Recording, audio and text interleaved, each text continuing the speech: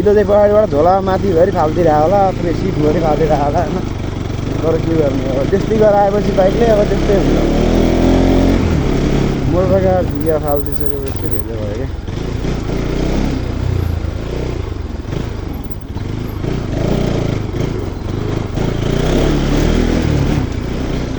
क्या बाटाभरि मान्छे बसेर देखाएन मलाई त्यो यतिको एउटा भेजा चाहिँ केही लाग्दैन क्या फेरि यार होइन बाटो छोडिदिनुपर्छ क्या बाइक आएको थियो